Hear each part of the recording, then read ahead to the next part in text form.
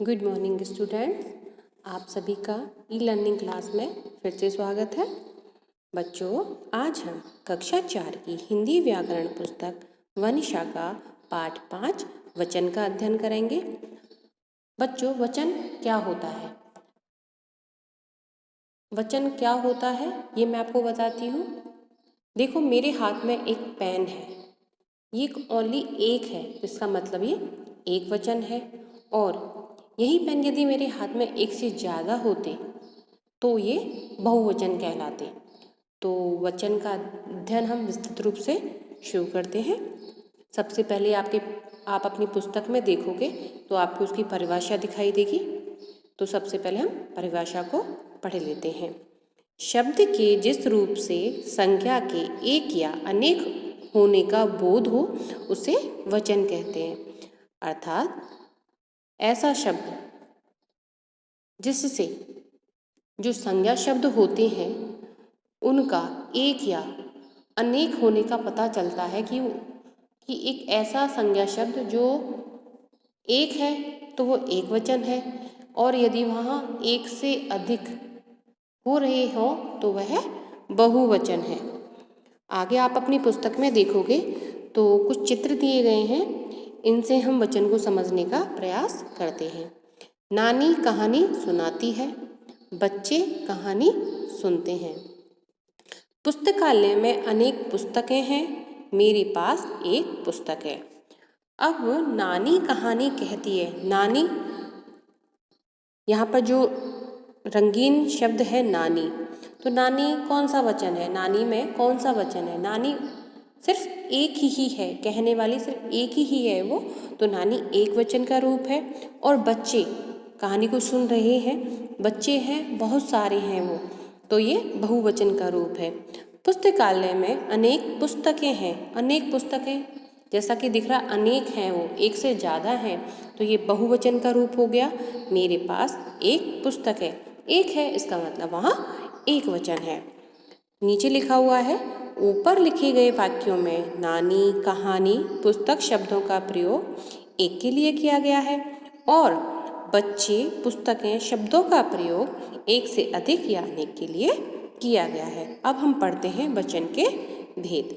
हिंदी में वचन के दो प्रकार होते हैं, पहला है एक वचन और दूसरा है बहुवचन। अब हम एक वचन के बारे में पढ़ेंगे। किसी संज्ञा या सर्वनाम की एक संख्या का बोध कराने वाले शब्दों को एक वचन कहते हैं। ये बिल्कुल साफ लिखा हुआ है यहाँ पर, किसी संज्ञा या सर्वनाम की एक, यानी कि ओनली एक से यदि वो एक है और हमें पता चल रहा है कि वो एक ही है, इसका मतलब क्या हुआ? वह एक वचन है। जैसे लड़का, तितली, मछली, ये सब अकेले अकेले हैं, तो क्या हो गया? यहाँ पर एक वचन हो गया। अब पढ़ते हम बहुवचन। किसी संज्ञा या सर्वनाम की एक से अधिक संख्या का बोध कराने वाले शब्दों को बहुवचन कहते हैं। मैं पहले भी बताया था कि जहाँ पर कोई वस्तु एक या कोई व्यक्ति एक या एक से अधिक हैं तो वहाँ पर बहुवचन होगा। ठीक है, जैसे लड़के। यहाँ पर एक आप अपनी पुस्तक में चित्र दिए गए हैं, उन चित्र में पहले चित्र में दो बच्चे दिखाई दे रहे हैं, तो एक से अधिक हैं, इसका मतलब लड़के, लड़का नहीं है लड़के, तो बहुवचन हो गया। तितली नहीं है तितलियाँ, तो दो बहुवचन हो गया। ऐसे मछलियाँ।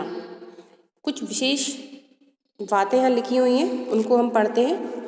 वचन बदलने पर संज्ञा तथा क्रिया के रूप बदल जाते हैं। जैसे लड़का खेल रहा है, यदि लड़का बहुवचन में प्रयोग होगा जैसे लड़के, तो उसकी क्रिया भी बदल जाएगी, तो लड़के खेल रहे हैं।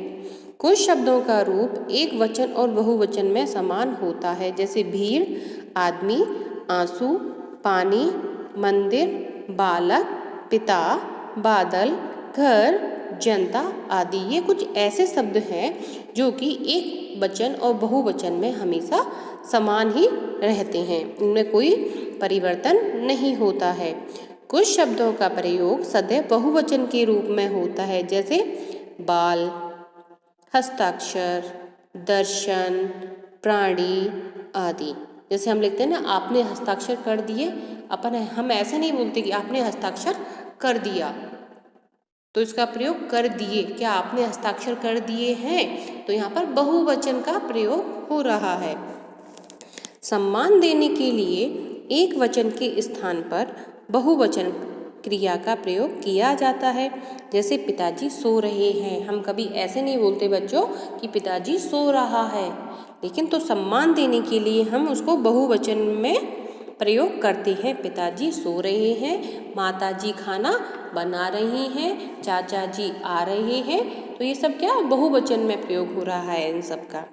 आगे यहाँ कुछ शब्दों के एक वचन और बहुवचन रूप दिए जा रहे हैं। बच्चों आप अपनी पुस्तक में देखोगे तो आपको एक सारणी दिखाई देगी यहाँ पर, उसमें एक तरफ एक वचन शब्द लिखे हुए हैं और एक तरफ बहुवचन शब्द लिखे हुए हैं। तो हम इन पर प्रकाश डालते हैं।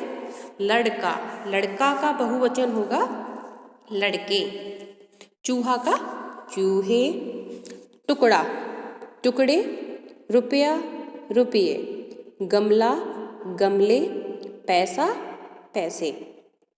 पुस्तक, पुस्तकें। बहन, बहनें। चादर, चादरें। वस्तु, वस्तुएं। बधू, बधुएं। कुर्सी, कुर्सियाँ। कहानी, कहानियाँ। नदी, नदियाँ। चींटी, चींटियाँ। मिठाई, मिठाइयाँ। लिपि, लिपियाँ। कमरा, कमरे। पत्ता, पत्ते। अंडा, अंडे।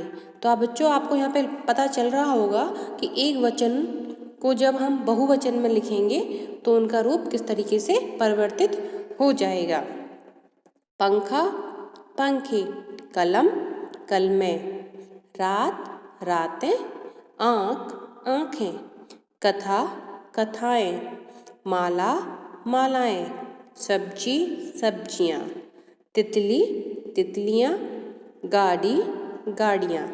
साड़ी, साड़ियाँ। चिड़िया, चिड़ियाँ।